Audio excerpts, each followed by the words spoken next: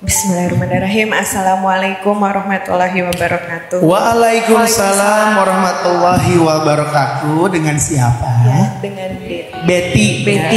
Ya. Betty. Sabar, tangan sabar ya. Siapa? Betty.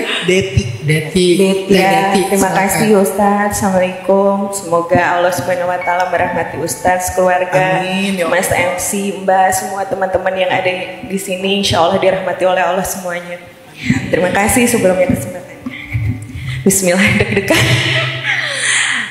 Saya mau bertanya terkait mengenai masalah takdir atau ujian. Kita mengingat yang season pertama yang saya pernah dengar mengenai doa itu bisa mengubah takdir. Dan saya mau bertanya, apakah dosa kita di masa lalu? Karena aku pernah dengar ada kajian kalau dosa itu berefek untuk di dunia dan pasti ada di akhirat, nanti ada hitungannya gitu. Nah, apakah dosa itu sendiri berpengaruh kepada takdir kita, Ustadz? Misalkan kita sudah taubat, kita kan juga nggak pernah tahu taubat kita itu sudah diterima atau tidak. Bahkan kita nggak tahu tanda taubat kita diterima tuh seperti apa gitu.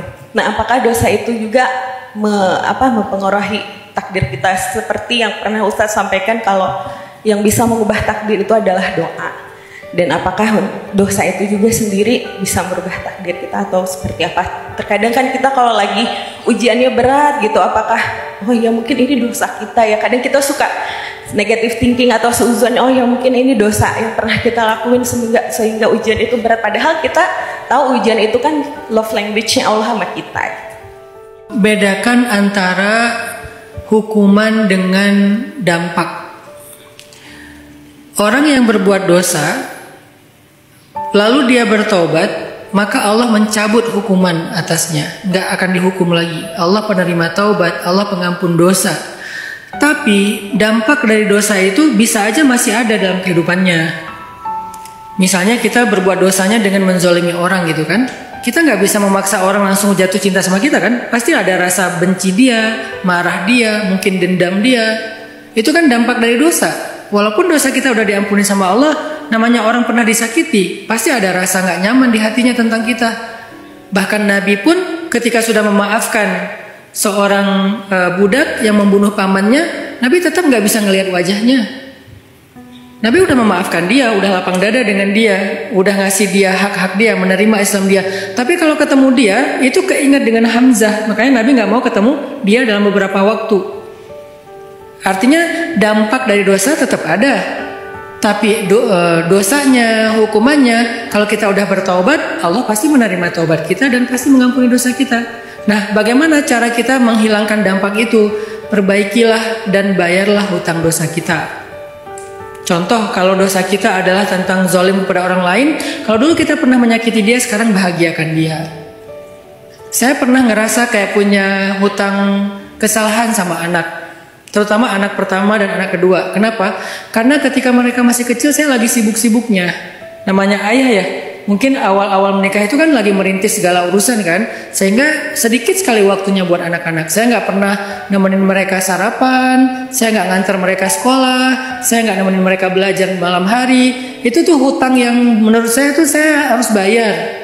Akhirnya walaupun sekarang saya istighfar atas kekurangan saya secara fatherhood kepada anak, parenting kepada anak, saya harus membayar itu. Sekarang saya bahagiakan mereka, jadi support system saya terbaik mereka. Aisyah butuh apa, Maryam butuh apa, support habis-habisan sampai seolah-olah mereka bisa mendapatkan yang dulu mereka nggak dapatkan. Walaupun nggak pernah sama, tapi setidaknya mereka sekarang udah bahagia. Nah, itu cara kita menebus kesalahan, dan itu dilakukan sama Umar. Ketika Umar masuk Islam, dia nanya, bagaimana cara saya membayar kesalahan saya di masa lalu, wahai Abu Bakar? Nanyanya ke Abu Bakar. Kata Abu Bakar, gantilah keburukan kamu di masa lalu dengan kebaikan kamu di masa sekarang. Jadi kalau dulu Umar itu sering nyakitin orang-orang yang masuk Islam, sekarang dia tebus dengan cara dia justru yang melindungi dan membela orang-orang yang baru masuk Islam. Jadi itu cara kita menebus. Bukan berarti dosa kita nggak diampuni. Udah, itu urusan dengan Allah udah beres mah. Justru urusan dengan Allah itu cepat banget beresnya. Yang lama itu dengan manusia. Makanya kalau kita bikin dosanya dengan manusia, dampak dosa itu lebih susah untuk dihapus. Kalau kita bikin dosanya kepada Allah, Allah kan baik banget ya, Maha Pengampun. Udah beres, udah. Paling dampaknya itu ke hati kita yang keras, dampaknya itu ke keberkahan hidup kita, dampaknya itu ke kekhusyuan sholat kita. Tapi itu relatif lebih mudah kita beresin daripada dengan manusia, karena manusia itu pendendam, sakit hati, susah lupa. Yang dia harusnya ingat dia lupa, yang harusnya dia lupa dia malah ingat. Itulah manusia. Harusnya dia ingat beberapa hal yang baik-baik, malah dia lupa kebaikannya. Yang harusnya dia lupa kekurangan-kekurangan, malah dia ingat banget kekurangannya. Itulah fitrahnya manusia. Jadi untuk masalah dampak, kita memang harus siap dengan konsekuensi dari dosa kita. Ya udah, bayar dosa kita.